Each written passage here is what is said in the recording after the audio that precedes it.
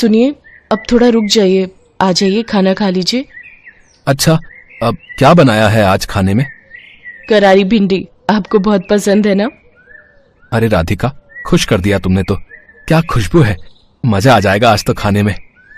अब बस खुशी होते रहोगे या खाओगे भी? अब तुम भी आओ ना। नहीं, मैं बाद में खा लूंगी। अरे बाद में नहीं, आ जाओ मेरे साथ खाओ। श्याम की जिद पर राधिका ने भी खाना शुरू कर दिया। श्याम और राधिका की शादी को 5 साल हो गए थे। वो दोनों ही एक दूसरे से बहुत प्यार करते थे। श्याम एक किसान था और खेतीबाड़ी करके अपना गुजारा करता था। श्याम दिन भर अपने खेत में काम करता और राधिका घर संभालती। खाना खाने के बाद राधिका श्याम को एकटक देखती रही। अरे अब क्या हो गया, ऐसे क्यों देख रही हो? देख रही हूँ कि आप दिन भर कितनी मेहनत करते हो और आपकी इस मेहनत का फल कोई और ही ले जाता है। अच्छा, वो सरपंच की बात कर रही हो? अब बात तो साफ है ना राधिका, कर्जा लिया है तो पाटना तो पड़ेगा ही ना। बोलो। मैं सरपंच की बात नहीं कर रही हूँ, मैं तो उस किशन की बात कर रही हूँ। सारा दिन मेहनत आप करते हो और सारा मुनाफा वो लेता है। अरे तो उसमें अब मैं क्या करूं? खेती बाड़ी छोड़कर उस किशन की तरह सब्जी बेचने लग जाऊं क्या? हाँ, तो उसमें बुराई ही क्या है, और उसके लिए खेती छोड़ने की भी कोई जरूरत नहीं है। मैं तो बस ये कह रही हूँ कि जो सब्जी आप उगाते हो उसे आप खुद ही जाकर बेचा करो ना। अच्छा, और खेती बाड़ी कौन देखेगा? आप ही देखोगे, और जरूरत पड़ी तो मैं मदद कर दिया करूंगी।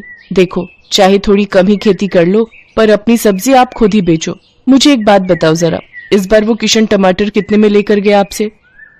अब 50 किलो निकले थे, तो वही 5 रुपए के हिसाब से लेकर गया था वो।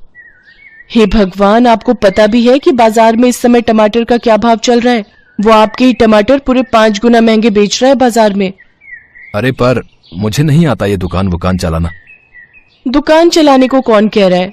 बस आप अपनी सब्जी लेकर बाजार में बैठ जाओ, लोग अपने आप आएंगे आपके पास सब्जी खरीदने के लिए। अब ठीक है, इस बारे में हम बाद में बात करेंगे, अभी तुम घर जाओ। राधिका खाने का डिब्बा लेकर घर चली गई, लेकिन उसके जाने के बाद श्याम बहुत देर तक उसकी बात पर सोच विचार करता रहा। राधिका ने बात ठीक ही कही थी, पर तभी श्याम को सरपंच सूरजमल का ख्याल आया, जो कि 1 नंबर का खड़ूस और लालची आदमी था। दरअसल श्याम के पिता ने अपने बुरे वक्त में कई साल पहले सूरजमल से उधार लिया था, जिसके बदले में श्याम का आधा खेत सरपंच के पास अब तक गिरवी पड़ा हुआ था। श्याम उस खेत पर खेती नहीं कर सकता था, वहाँ सरपंच के लोग ही खेती करते थे। श्याम अपना खेत वापस तो पाना चाहता था, पर सरपंच से खेत छुड़वाने के लिए उसके पास पैसे नहीं थे। इसीलिए वो हर महीने किश्त के तौर पर एक रकम सरपंच को देता था। फिर अगले दिन, भैया कुछ पूछना था आपसे। हाँ भैया बताओ। मैं एक किसान हूँ, सोच रहा हूँ कि कल से मैं भी अपनी सब्जियां यहीं बेचने लगूं खुद से। हाँ, बढ़िया विचार है, पर इसके लिए तुम्हें सरपंच जी से पूछना पड़ेगा और उन्हें यहाँ का टैक्स भी देना पड़ेगा। टैक्स? पर वो किस लिए? अरे ये जो तुम पूरा चबूतरा देख रहे हो ना, जिस पर सब लोग सामान बेच रहे हैं, असल में ये सरपंच के खेत पर बना हुआ है, और ये चबूतरा भी उसी ने बनवाया है।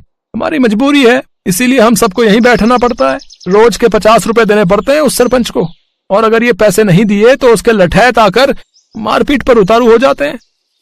अरे ये तो बड़ी नाइंसाफी है भैया। है तो सही, पर क्या कर सकते हैं, अब जो है मैंने तुम्हें बता दिया। श्याम मुरझाया हुआ चेहरा लेकर अपने घर चला आया।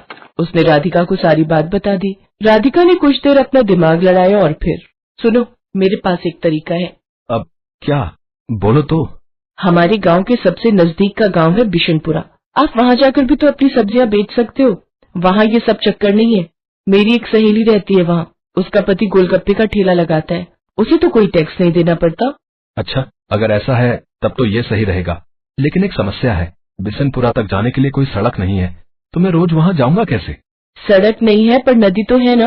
देखो, जिस नदी के किनारे हमारे गांव बसा है, बिशनपुरा भी तो उसी नदी के दूसरे छोर पर बसा है। अब बस आपको एक नाव बनानी पड़ेगी वहां तक जाने के लिए, उसे चलाने में भी कोई खर्चा नहीं। श्याम को राधिका की बात भा गई। अगले ही दिन श्याम ने अपनी जमा पूंजी से मोटी रकम खर्च कर गांव के बढ़ई से एक बढ़िया नाव बनवा ली, और फिर वो उस नाव को नदी में लेकर गया। उस दिन राधिका और श्याम बहुत देर तक नाव में नदी की सैर करते रहे।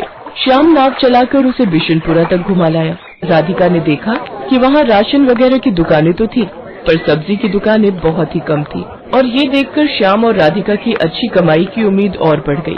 अगले दिन से ही श्याम अपनी नाव से सब्जियां लेकर बिशनपुरा जाने लगा। वो वहाँ जाता और सब्जी बेचता। बिशनपुरा के लोगों को भी उसकी सब्जियां पसंद आई, क्योंकि सीधे खेत से लाने की वजह से वो सब्जियां बहुत ताजी रहती थी। साथ ही श्याम सब्जियों के वाजिब दाम ही लेता था। तो इस तरह राधिका और श्याम के दिन बहुरने लगे। फिर कुछ दिनों के बाद राम राम सरपंच जी। आ गया तू शामू? जी मालिक।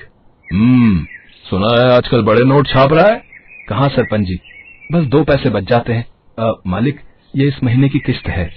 मैं चलता हूँ, मुझे थोड़ी जल्दी है। अरे रुक तो सही, कहाँ की जल्दी है? वैसे दिमाग तो खूब लगाया तूने, टैक्स नहीं दिया। चल कोई बात नहीं, पर अपना उधार तो चुका भाई, जो तेरे बाप ने मुझसे लिया था। अब चुका तो रहा हूँ सरपंच जी, हर महीने किस्त देकर जाता तो हूँ आपको।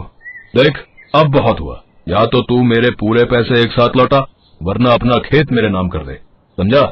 पर सरपंच जी। परवर कुछ नहीं, 3 दिन का वक्त दिया है तुझे। जा जाकर पैसों का इंतजाम कर, वरना अपना खेत भूल जा, समझा?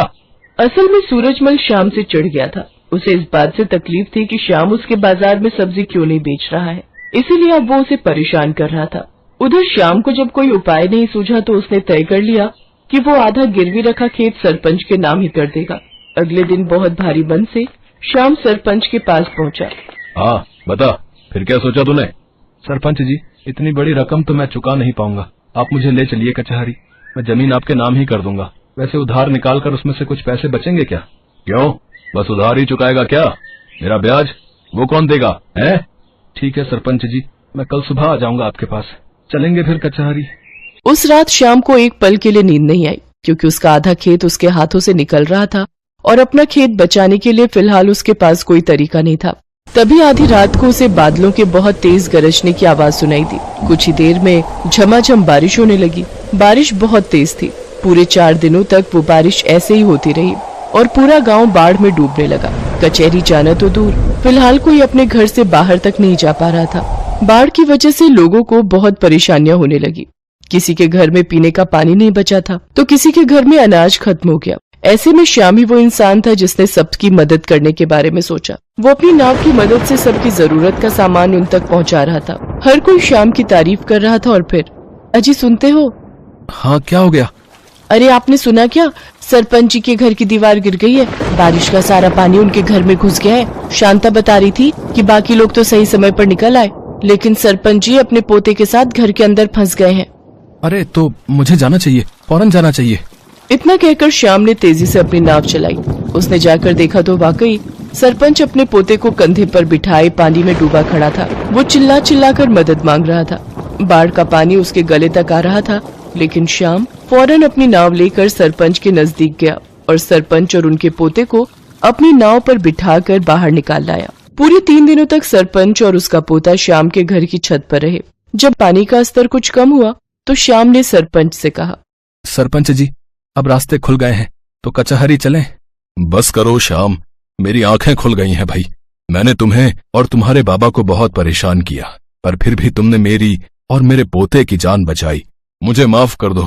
और रही बात उस खेत की, तो वो हमेशा से तुम्हारा था और आगे भी तुम्हारा ही रहेगा। और हाँ, एक बात और, तुम्हें अब गांव में जहां और जैसे सब्जी बेचनी है तुम बेच सकते हो, वो भी बिना किसी टैक्स के। सरपंच की बात सुनकर श्याम और राधिका खुशी से मुस्कुराने लगे। बारिश थम गई थी, लेकिन उसने सूरजमल के मन पर चढ़े मैल को हमेशा हमेशा के लिए धो दिया था।